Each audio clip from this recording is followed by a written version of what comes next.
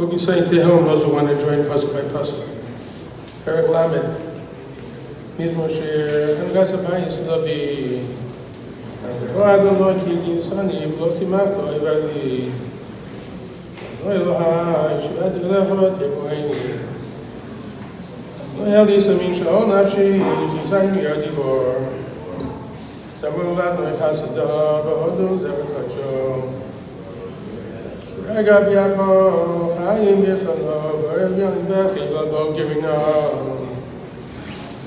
ואני אמרתי בשלבי בעלמות גדולם אדוני ברצונך אמרת לו הריבו הסתרת פניו יסליבו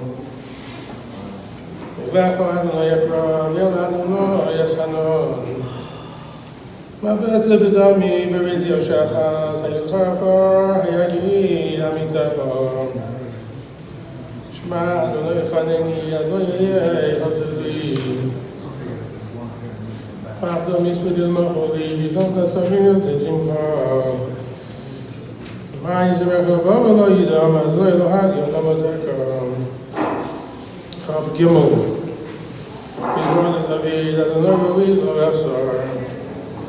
In a stashay, I be saying, I'm aiming no person out lane.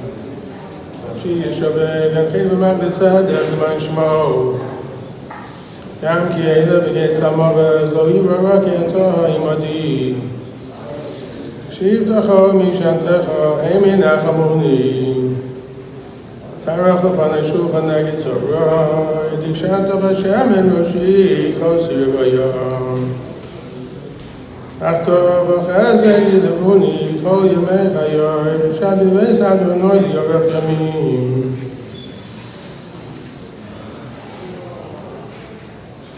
Kuf Chaf Aleph.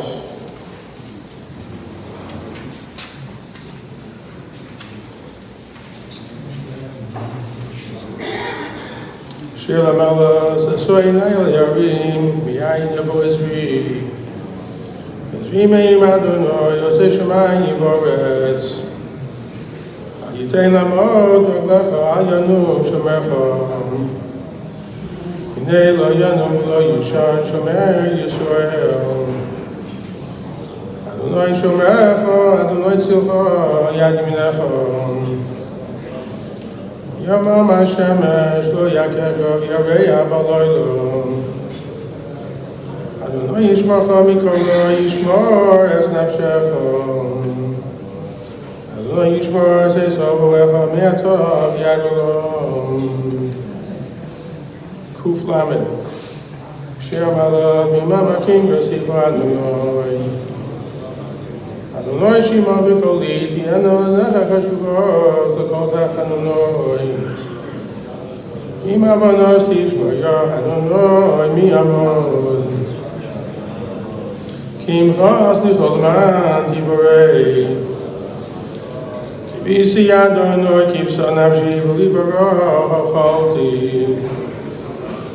Nafshi Adonai Mi Shomim L'Boker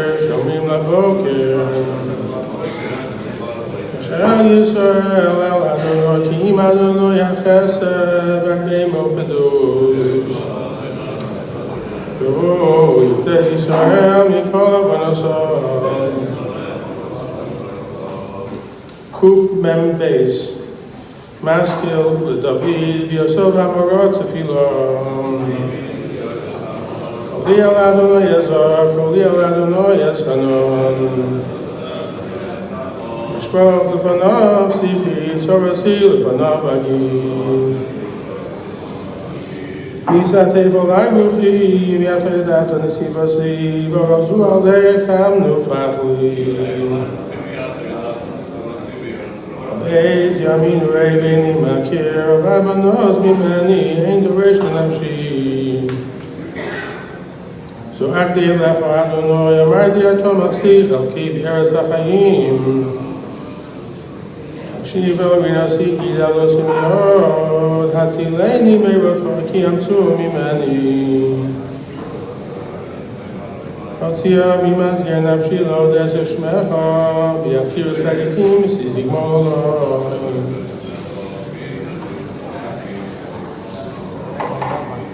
Society Aleph. יושב בסדר יום, בזו שנה ישמעו. אמר לה, נמציא, וציוסי, אלוהי אותמו. והוא יצילך מבך יחוש מדבר הבוס. ובפלו יוסף לו, וסך הסכנות תפצע, צינו בסוף אירוע הגיזו. וסירה מפח הלילה מחית שוב יומם. מדבר בו בלילה בכתב ישות שרואים. יפום בצדקו אלף ורבו במינך אלך לא ייגש. רק בעינך סבי בשלומס ושועים תראה. כי אתו אדוני מרסי על יון סבתו מיודך. ושודה לך רוב ונך לא יגרבו לך. כי מלך אביצה ולך ישמור בכל דרכך. הכפיים יסובן ופנתי גבוה ברגלך. השח בבזל תדרו תרמוז כפיר בסנים. כביר חשק בעבדי יחק ויגירד השמי. יגרעני בני מולך וזרוח עצאיו ויחבדיו. ורחמים עזביהו ויראיהו בישועתי.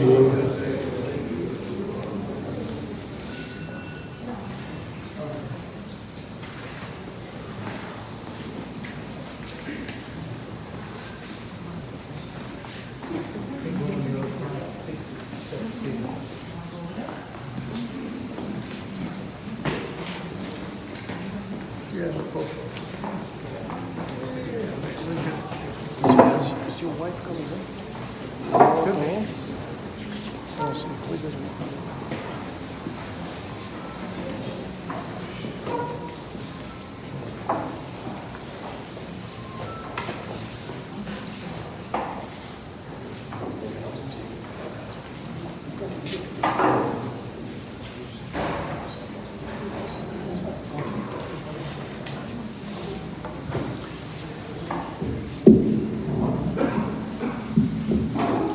Before we begin this funeral, we ask for those that have a cell phone or pager, if you could turn it to the silent mode.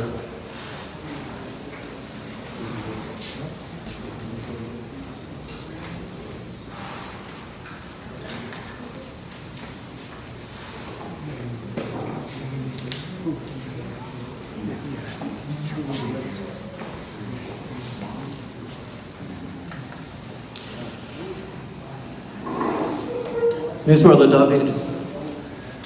Adonai mi yogar b'halacha mi yishko mahar kadshecha.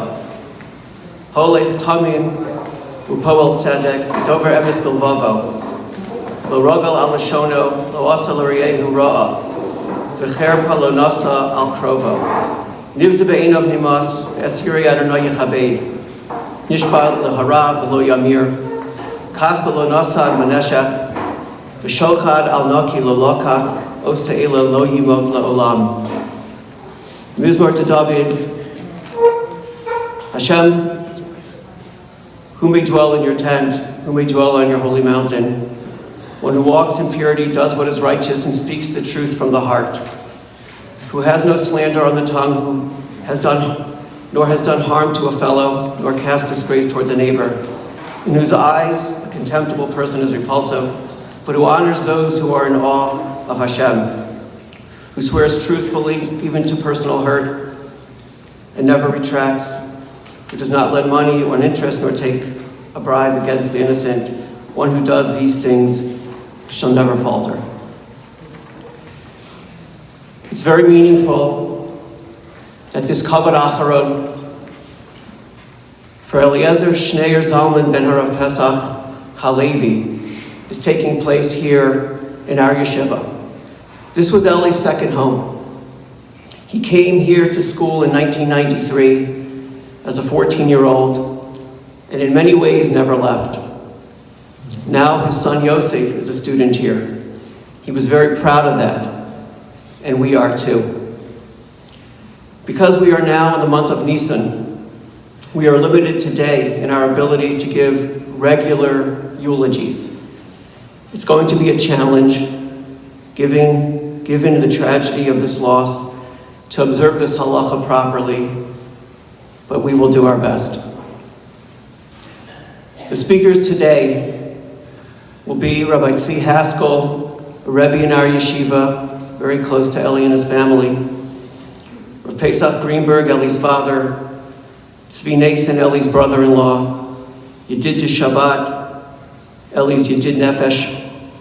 Shin Greenberg, Eli's brother.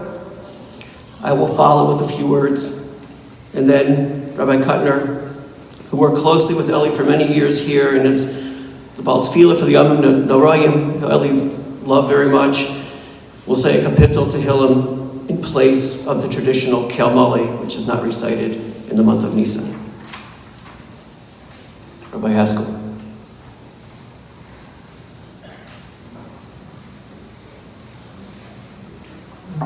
Probably should have checked that he was here. Okay. So we'll get him in later in the lineup. Start with Rav Pesach Greenberg.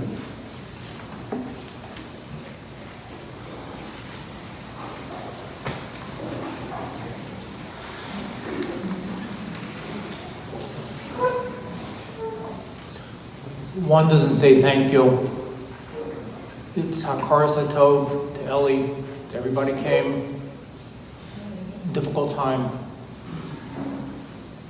When Eli was 3 years old and his mother, Aleha Shalom, passed away, one night he came to me and he said, "Why did my mommy die? Why did my mommy die? When's she coming back?" With the innocence of a 3-year-old. And I looked at him and I said, "You know, Eli, there are questions with no answers. We can ask the questions, we don't have the answers. When a person is born and they come into this world, we have a tikkun, we fulfill that tikkun, and we go back to Shemayim." I asked myself the same question about Eli, 44, whole life, prime of life. He lived his life, he didn't exist, he lived. He lived with joy. Everybody I know, I live in Costa Rica now, when there are tours that come down from the States, and I hear them from Chicago, first question, "You know Skokie Yeshiva? You know Eli?" "No." "You know Moose?" "Moose!" It's like turns the button, and they pour out goodness, and he's warm, and he cooked, his food's great too, and they just resonate to his emes. He lived a life of Mesiras Nefesh. He always gave, everyone knows that. He gave and didn't ask, he gave and didn't complain, and he gave with simcha. He loved to give, but that's his essence, that's who he was. He was a giver, wasn't a taker. And it's very hard, forgive me.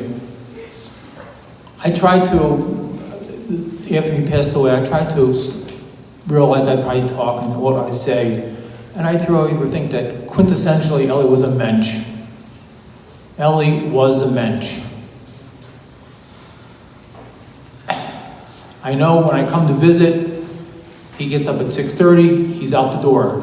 He comes home 8, 9 at night, every night.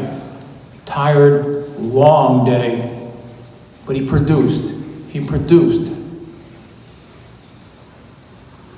And what I'm going to miss, and not just the father, but someone who was near and dear to me, he used to walk home, open up the door, even when he was a little boy, and he would always say, "Open the door, Tati, I'm home." Always say that. I'm going to miss it. And as I look at Eli now,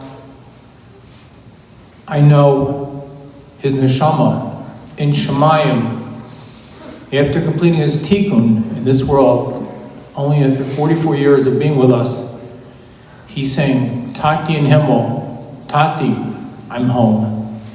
Thank you.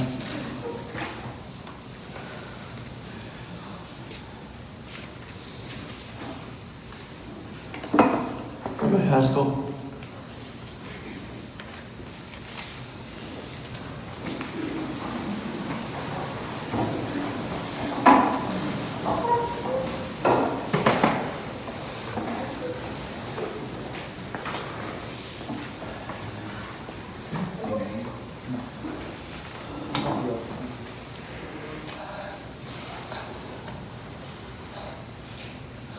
This moment is a bit surreal.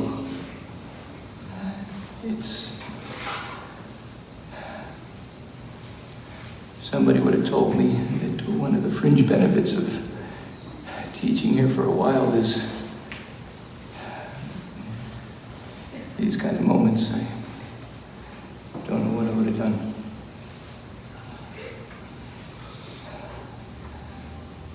Due to the fact that it's the month of Nisan, the month where the Jewish people took on a unique role in the entire world and universe. Therefore, it's inappropriate, it's wrong to give a full hesped. And when I thought about it, my first thought was that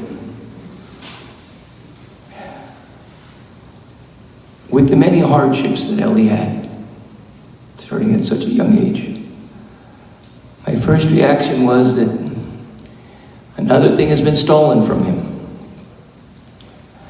And then I began to understand that no, this is exactly how he would have wanted it. He didn't need the full-blown fanfare. He was very, very content being a part, an important part, but a part that went unnoticed of something much bigger than any given individual. He was really comfortable being that. That message came through to me loud and clear in 2 conversations. This a couple months ago, I don't remember when, we were talking, and he mentioned to me how he viewed his job here. It was far from a job. To him, this was avodas hakodesh. This was, you're a Rebbe, you teach the stuff, and I feed them. And this is my part, and this is my contribution to Jewish education. And he meant it sincerely. And just, I think it was last week, we had a conversation about that and about life is not always so easy when you deal with teenagers all the time.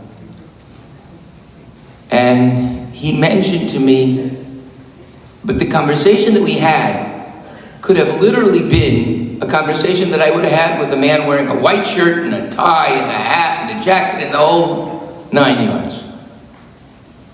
It was about a very sincere human being that was having a hard day, but he wanted to contribute, and he knew what his contribution was meant to be, and he was trying to see some light at the end of the tunnel.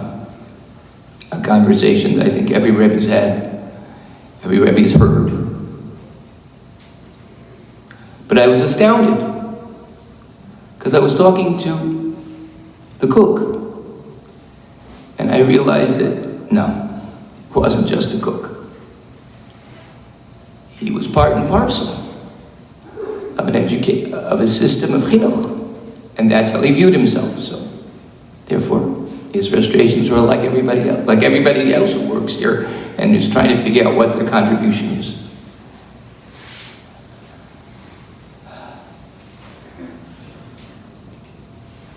I would just like to give a little vision of something that I'd like to tell Ellie's dad and Ellie's children, something about him that happened a long time ago, about 30 years ago, maybe 29, but 30, something like that. We were having a conversation in the classroom, and came up the topic of Do you always have to give a teenager what he wants? And he looked incredulously at a friend of his and said, have you never heard of tough love? That's your contribution. He knew that. He knew both words. He knew that tough didn't mean love, did not mean no love. And he knew that love precisely meant sometimes you had to be tough. And the one complaint I never heard from him was, why me? And all the things that happened in life. He somehow took those lessons and he continued to walk the walk and talk the talk and do everything. Even though he had, things weren't simple. So, to his children, I would like to impart that you know how much your daddy loved you. To quote one of the women in the building, his children are his life. That won't stop. And perhaps nobody better than him understands the tough love that sometimes their Rebbeinu Shalom gives out too. I hope that I've done him justice. We all knew how helpful you were, how much you wanted to help. You know, I would walk in with needs for a class trip. I didn't know diddly. And he'd walk me through everything and basically take care of everything. Because he wanted to, not because he had to, because he wanted to. And this place meant a great deal to him. Not because it had to, because he wanted it to. I'd like to apologize. I'd like to ask you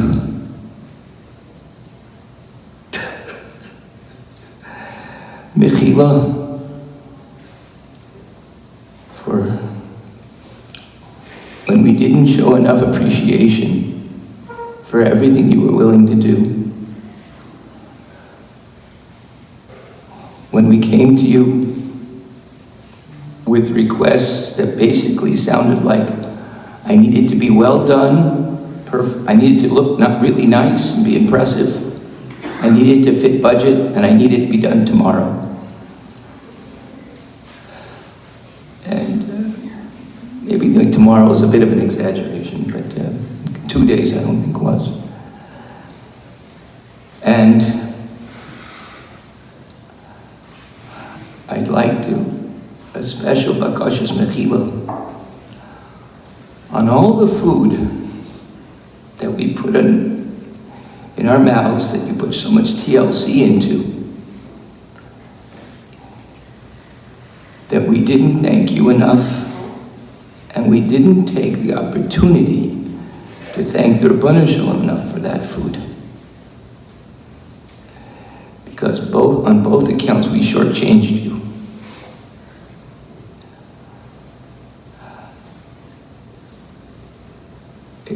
I hope we can take and make things better.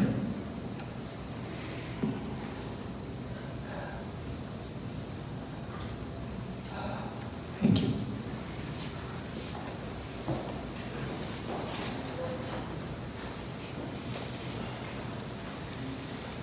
Today.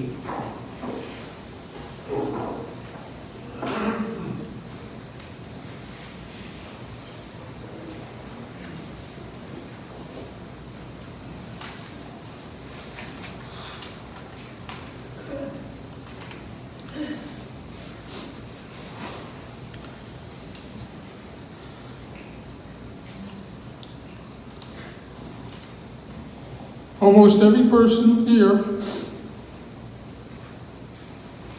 has likely a connection to my brother-in-law.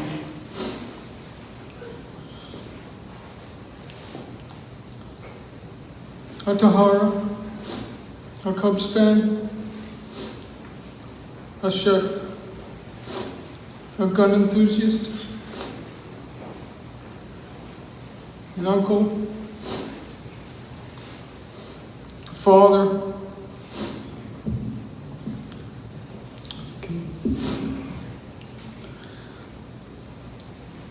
a son, a friend, a best friend.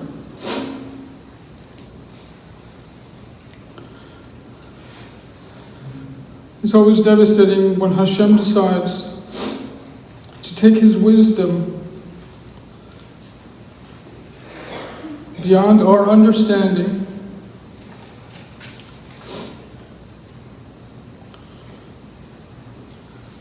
to grab a loved one from this earth at any age, take him or her and bring her home.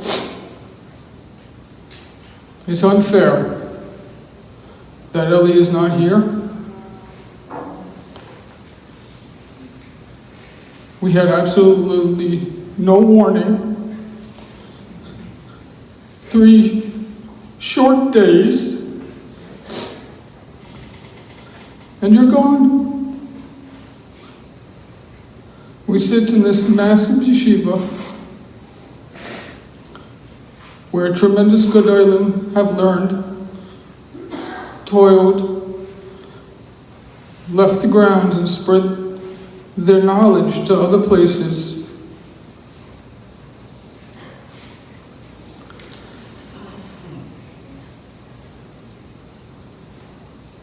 At 44 years old, I don't know if you're the youngest that has ever had a hesped here, but it's very well deserved.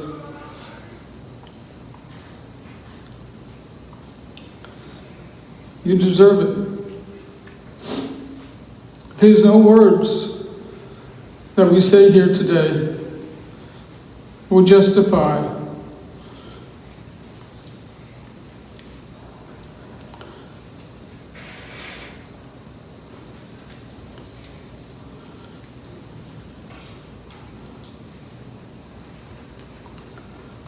we should all, every single one of us, try at least to take one wonderful character trait and better ourselves. 3 things are hidden. The day you are born, what you do for Parnassa,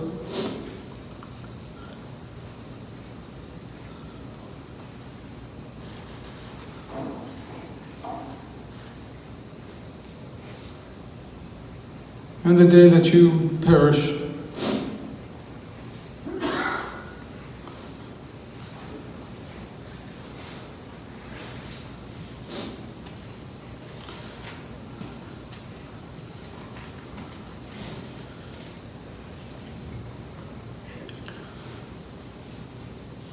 Before COVID, my family was honored to come to your Seder. It was a pleasure in your sukkah, your beautiful children, Momo, Gracie.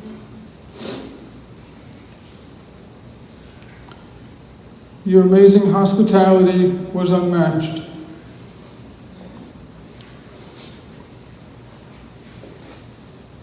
The candy that you brought and the people that came from the neighborhood to go sukkah hopping.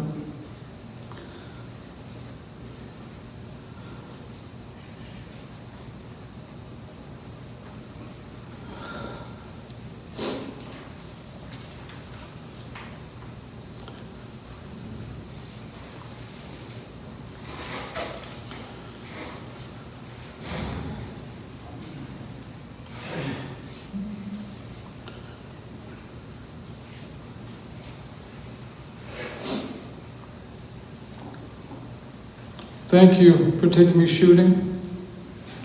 Thank you for the smile. Thank you for yelling at me when I always told Sarah to get in the car. Thank you for the many laughs. Thank you for visiting my son when I couldn't get there.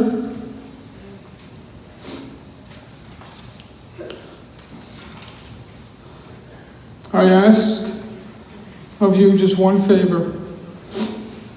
As you stand there, along with your mother, beside you, please be a Mazli Yosher for your children, your sister, your brother, your father.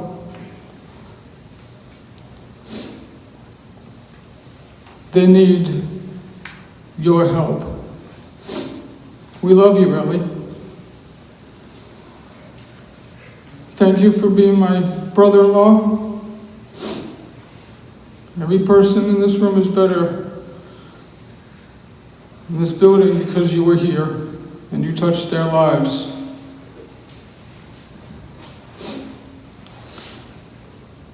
Give my love to your mother. Give you a hug and a kiss to my son.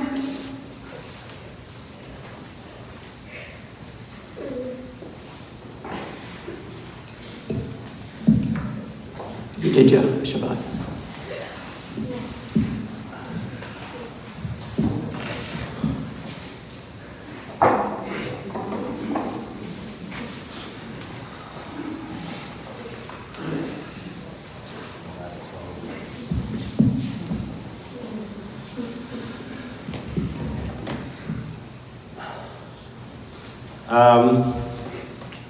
Just want to start off with a quick warning and apology.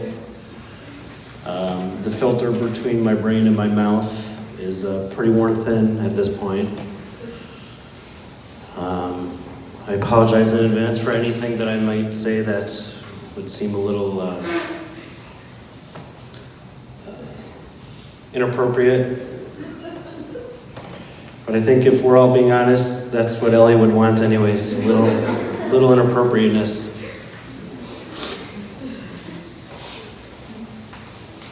"28 years ago, somewhere around this time, in this building, I met Ellie for the second time. I don't really remember the first time. Apparently me, him, and Svi were on some sort of basketball team. We don't like to remember that because we lost every game. I think Aunt Didi was the coach.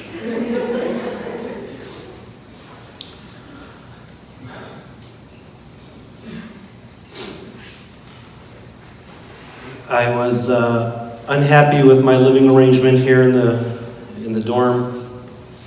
And this guy came over and he said, you know, if you want, you can just move your bed into my room. And upstairs, room 232, I moved my bed just right into the middle of his room. And we stood up all night and started talking. Can't share what we talked about. But we've been practically inseparable from every day since.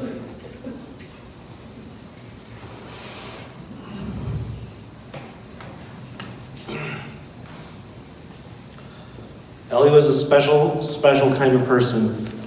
I've been asked to come up and kind of talk for the multitudes of friends. I don't really know how to do that, but I do know how to share what he was. Whenever you saw Ellie, he had a big smile on his face, a dimple in his cheek, and a mischievous spark in his eyes. It was that drew me to him that first night, even when I thought this guy's a little goofy, but I dig it.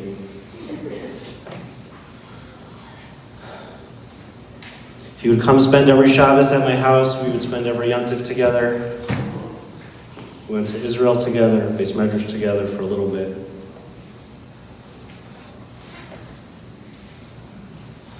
I had a very, very special relationship with Ellie.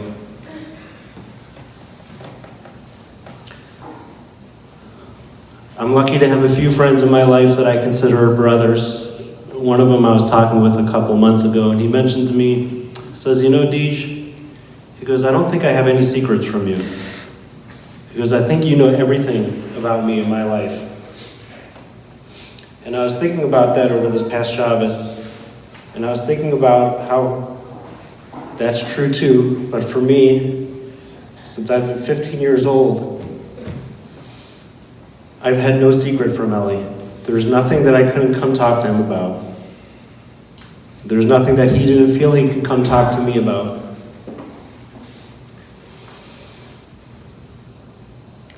We shared a lot together.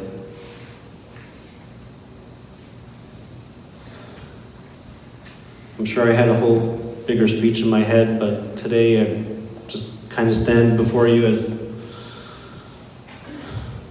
someone who's heartbroken because he lost a brother.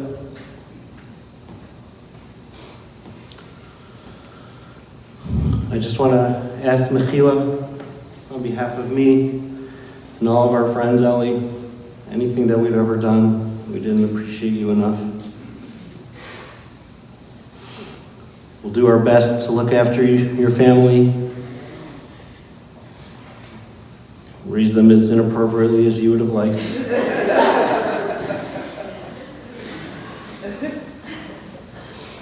I'll miss you, brother. I love you.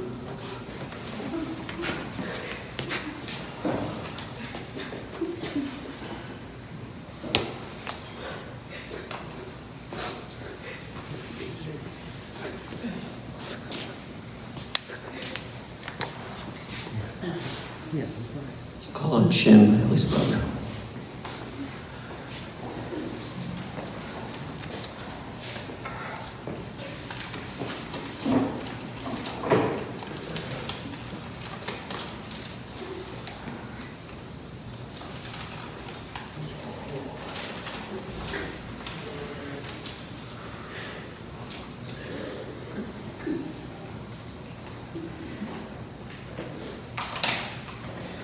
Like most of the people here have already said, my brother was an all-around good guy. While he wasn't the best at anything, he actually was the master of everything. The first time I met Ellie was in 1979. I recall very vividly the day my father and mother brought him home from Evanston Hospital. It was snowing, because it always snowed on something that Ellie had to do, like his bris or his bar mitzvah. There was always some sort of great Chicago weather. But I remember sitting there watching out the great windows and watching my brother and my parents come in the house. And I remember seeing the snow come down, and we sat on the couch, and I remember my father giving me, sat on the couch, and my father handed me, this is your brother, and he was a little boy, if you can imagine. He was little once upon a time. The other thing I really remember was I tormented him quite a bit. My whole life. I think that's part of what's being an older brother is about, is tormenting him, and just the way two brothers go on and on.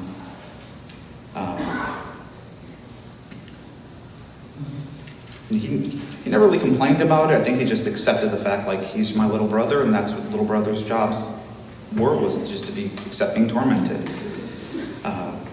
I wish I could say that we were very close, but the truth is, we were a little bit more friendly than friends, intimate to a point, but not super deep. I'm lucky to have known him his whole life, and lucky that some of his magic rubbed off on me. I'm also lucky in the fact that, unlike most, I got to say hello and goodbye to my little brother.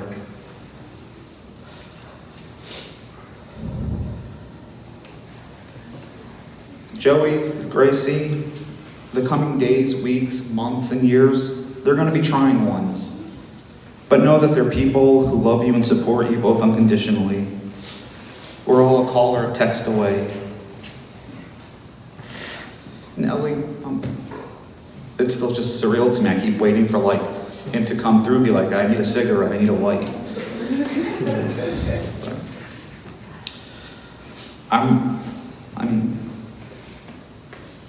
I'm really gonna miss just being able, our conversations were very one-sided. It was, I do all the talking and I would say, yes, okay. The two of us, while we weren't extremely close, we still were able to bounce things off of each other.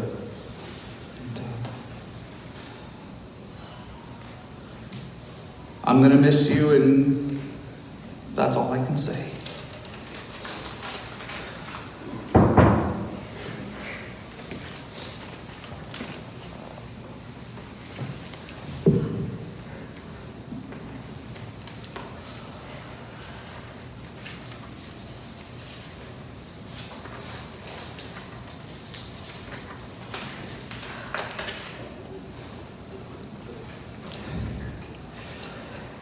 I met Eli in 1995 when I came to the yeshiva as a Rabbi and got to know him when he was a student and worked with him closely for now 26 plus years. My role is to represent HTC, the yeshiva, the classmates, the talmidim, the campers, and his fellow employees who worked with him. Eli graduated Fast Yeshiva High School in 1997. He was a part of an exceptional class who appreciated him as fun-loving, with a heart of gold, who respected everyone. As was mentioned, he lost his mother at a very young age. But as Rabbi Zimmerman described him, his smile was infectious. He loved to laugh, and you just wanted to laugh with him. After learning in Eretz Yisrael, at Or Yerushalayim. He came back to Chicago, was in our base medrash for a while, and worked at a few local businesses before joining our staff as a chef in November of 2000. He then attended the Culinary and Hospitality Institute of Chicago and graduated in 2004. When I spoke to Rabbi Weiss this morning, I asked him just to share with me his thoughts about Eli, who he was very close to. And he described him quite appropriately as an other people person. He was a you person, through and through, always looking to do good for others. What can I do for you? Was a refrain. His passion in life was to help other people. He was always available to talk and to be a friend to everyone. He was proud to work in this yeshiva. He could have worked elsewhere and was offered many times to work elsewhere. But he loved this yeshiva. He loved the Rabbeim. As the Gemara in Ksuva says, "Hamahana Talmidei Chachamim min nechasav," that someone who benefits Talmidei Chachamim from his property, from himself, Ma'ala alav hakasav ki'ilu medabek b'shchina. The pasuk considered as if he clings to the Shechina. He loved to help the Rabbeim. He loved the staff. He loved the students. He was loyal to this yeshiva. He was loyal to his staff, always looking to try to make his staff feel appreciated. He loved them, and they returned that love and loyalty. As the Mishnah in Avos says, "If ein kemach, ein Torah." If there's no flour, if there's no food, there's no physical needs being met, there's no gashmias, then Torah and spirituality cannot thrive. His role, as Rabbi Haskell expressed it, was vital, and he knew it was vital to the success of this yeshiva, to the students, to ensure the students and the staff had the meals they needed to learn Torah and to succeed in their studies.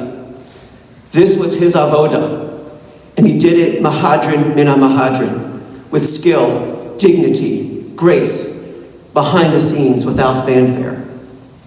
And he didn't just do his job. He went way beyond it. Dedicated. Extra hours, late nights, early mornings. Yeah, he ran a tight ship, and he could be tough at times, but he was always trying to do what's best for the students and enhance things. Hanukkah, he tried to make special dinners, especially when just the dormers were present, recognizing it was hard for them to be away from their families in Hanukkah. Simchas Torah at the JCC, to find just the right food and snacks that everyone would enjoy, thinking about it weeks in advance. The parent weekend, the Shabbos of Chizuk, the class trips, Shavuos, Shabbatons, special times when other people weren't around. How could you make it nice for those that were? Rosh Hashanah and Yom Kippur, it's a very big job here. His family would come year after year, and he worked very hard to make it special and wonderful. He always tried to think of the things that everybody else would forget. Special occasions, brisin, sheva brachas, even weddings that took place right here in this room. The CRC Pesach fair, which is taking place later today, he devoted a lot of time and energy. It was beyond what he had to do. And he stepped in when there was a need, even if technically it was not his direct job description. It didn't matter. If it was going to benefit the yeshiva and the students, he did it. Outside of the yeshiva, he was involved in public safety activities. Just 2 weeks ago, participated in an active shooting drill. He had a sense of humor. Sometimes he would come just to throw the kids off. He would just dress up in funny costumes. He understood the boys, and he wanted what was best for them, and always looking to go the extra mile, especially for the dormers, to feed them well and to make them happy. In areas of kashrus, not only we trusted him, but he was trusted by the experts of the city. He was very careful, always in consultation with the CRC and other kashrus agencies to stay on top of the current status of the kosher industry and make sure that the yeshiva ran with the highest kashrus standards. And he was careful with the yeshiva's money, knowing that it was mamon hektish. Especially due to the nature of his job. As was mentioned, he was not always treated with the most respect. Yet very often, he just didn't respond to those people. He said it wasn't worth it. He hated controversy and avoided it, often suffering bizyonos rather than battling. So he was mavater. As the Gemara in Shabbos says, "Hane'alav ve'enon olvin." Those who are insulted but do not insult back. Shomim cherpasam ve'enon meshivim. They hear their shame but they do not respond. Osim ahava. They do with love. V'smeichem b'yisurim. And they're happy even with their suffering. Aleim ha'kasav omer. On them the pasuk says, "V'ohavav kitzeis Hashem es bigvuraso." And his loved ones go out like the sun in its strength. He lived and breathed this yeshiva, and we appreciated what he did, but probably not enough. And that's why Mechila really is in order. But his children, their chinuch, and their well-being, if you ask any of us, we will tell you that was number one, without question. They were the most important thing in the world to him. They were, and they are, his highest priority. Eli literally fed thousands of people. And people don't easily forget the hand that feeds them, especially with love and with care. And this has been demonstrated over these past few days as hundreds of people across the world and spanning decades of relationships with him davened and said Tehillim for him. We know those tefillos are not wasted and will help him and his family in some way if they haven't already. But one thing his family and we all got to see, that at the end of the day, whether you liked the food or not, whether you thought the service was up to your standards or not, Eli was valued and loved. Bila hamavetz l'netzach, u'macha Hashem Elokim dima b'Yaakov hanu.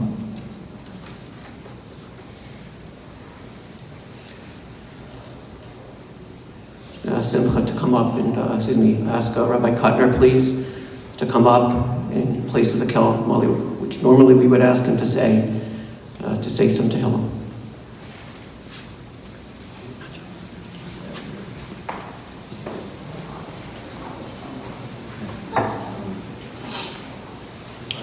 We ask everybody to stand, please. We'll be saying Kapitel Perek Chav Gimel 23. and I'll leave for you to say with. Mizmor David, Adonai Ra'i lo yachzor.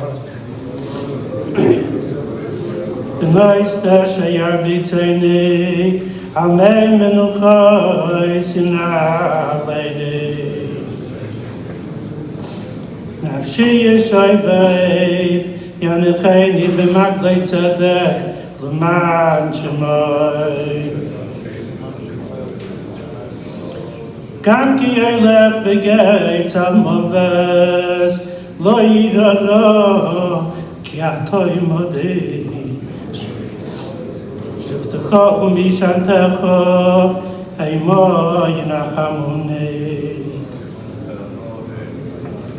Taroich lefanai shulchan, Neged tzoreroi, Dishanta v'Hashem en roishi, Kaisi devoyo.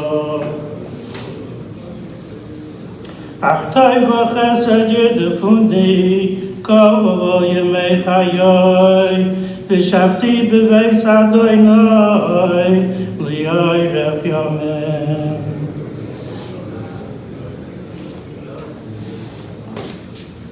The Kfur will take place at Waldheim Cemetery. We'd ask for those who are not going to the cemetery to please leave the area immediately so the procession can line up. We ask you to exit towards Hillel Torah. And for those who are going, and if you're in the parking lot, please stay in your spot. I'll get a flag on your vehicle. The family will be sitting Shiva at the Greenberg residence, 7033 Kedzi, where the Shachar every morning will be at 8 o'clock and Mincha at 7:15 p.m. Gracie will be at 6833 North Kedzi, 10 to 1 p.m. and 4 to 7 p.m. That information is on our website. The following individuals have been asked as pallbearers: Eid Shabbat, Tzvi Rudolph, Ari Shabbat, Ronnie Shabbat, Igor Schneiderman, Tzvi Nathan, and Shaul Shabbat. We can have the pallbearers come forward.